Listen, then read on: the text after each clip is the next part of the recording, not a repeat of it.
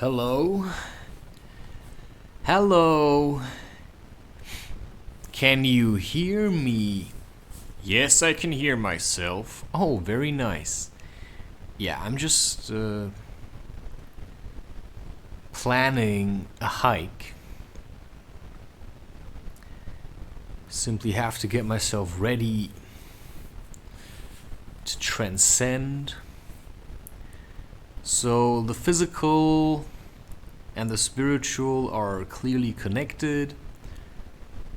And if you feel like you have no idea what's going on, then all I would like to tell you or can tell you is that if you start paying attention now, you're gonna realize what's holding you back. Right?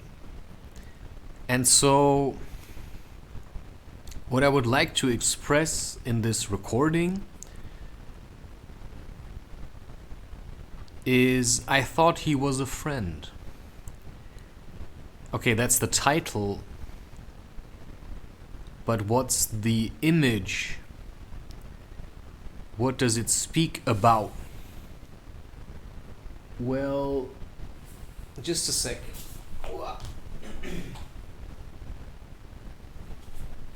So I'm trying not to do this. I'm trying to make this not too long.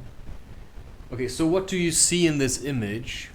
Maybe I should try to teach you how you can work with this by explaining to you how I work with this.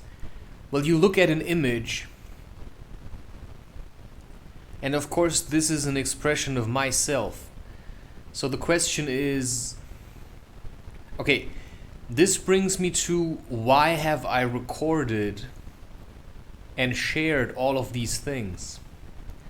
Well, because I have learned from others by listening to their experiences that they drew from their actual life. So the stories and the conclusions that other people have shared have helped me on my path. So I have listened before to other people like Terence McKenna, like Ram Dass, like Alan Watts. And then Carlos Castaneda, I have listened to these audiobooks and many other things. I like stories more, so I like to read or listen to audiobooks. For instance, 20,000 Leagues Under the Sea to me holds more information than just, oh, what a great story. So to me, I project myself onto everything that I spend time with, and then I ask myself, which of these topics trigger me in what way, and then I know what to let go of.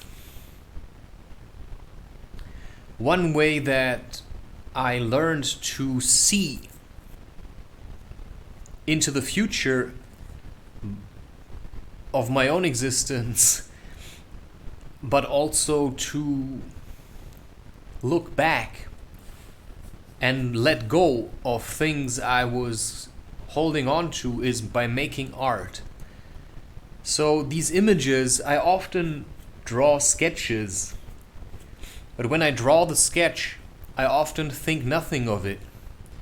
So I take the time, I feel like, okay, art is building up, I have no sketches anymore, I need to make more sketches.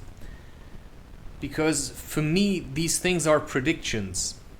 They show me what's relevant at the moment, and they show me what is holding me from the past, and they allow me to outmaneuver possible, let's say, manipulations from the outside. So I work with omens, I can make predictions to a certain degree, and I know what to look out for because I know what I want to attract into my life. And if I feel like I'm being pulled into a direction that I no longer find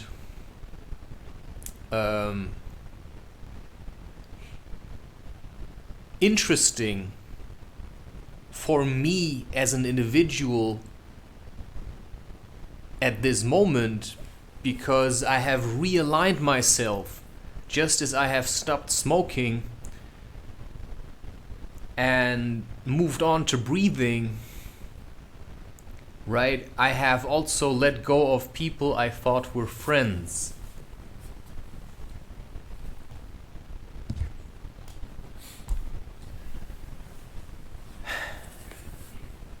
Yeah, sorry, I just was complete knockout. I don't know what.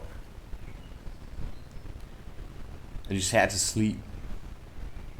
I actually wanted to get up at 4 or something, go hiking. And then I simply continued to sleep. Because I felt like I had to maybe finish this or something. So yeah, I thought he was a friend. But then he wasn't. He was more like some kind of like a predator. And that brings me back, of course, to spiritual advice or spirituality, because I have opened both my eyes, which means that the worldview Tolkien had when, or what inspired him to write The Lord of the Rings, I mean, to me, that's my life, right? And so yeah, the Silmarillion, I mean, he said it himself, is in a way the spiritual world. So he had a perception of that. And so what I express with my art is, in a sense, the things that I perceive underneath the surface of the everyday stuff. And one thing I perceived was there was this man, and suddenly he was there, and he did take me to all kinds of places, and he seemed like a friend,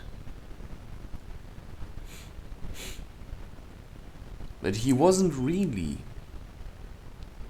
Right? He wanted something from me, my energy. Like, he wanted me to work for him and do things for him, because in a sense, yeah, I was lost. I had no real connection with my parents. I mean, I had, but I just felt misunderstood, and they couldn't understand me, and I couldn't understand them. And there was this guy, and yeah, he gave me weed.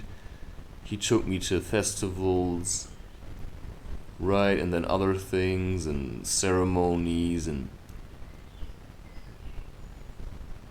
but he didn't really do anything. I mean, he was just there, and then I was grateful, so I started kind of doing, because I'm really good at house cleaning, right? I mean, I perceive energy. I can do like karmic house cleanses. I mean, it's quite nice. I mean, you can transform anything.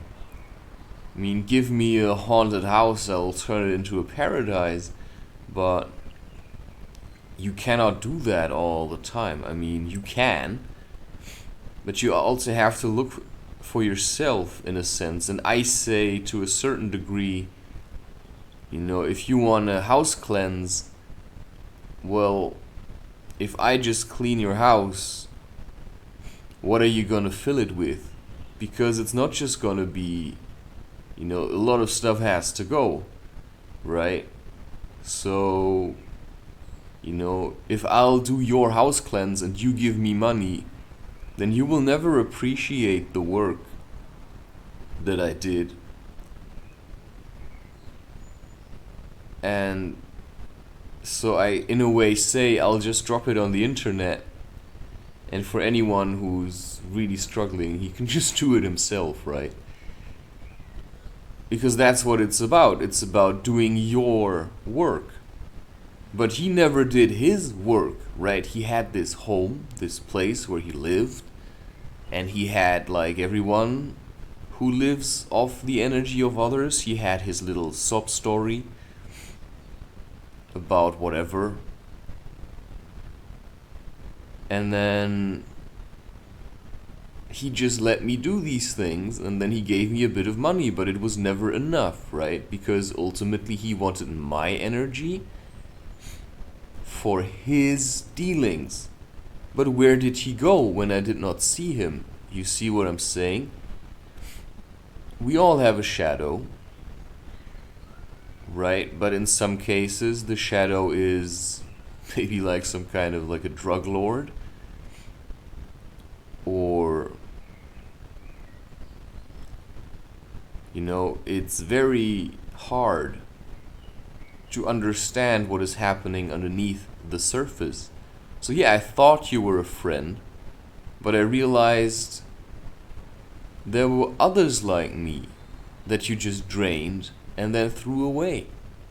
And you never gave them anything. You just took it. While they're desperate, you just take it and then you just chuck them.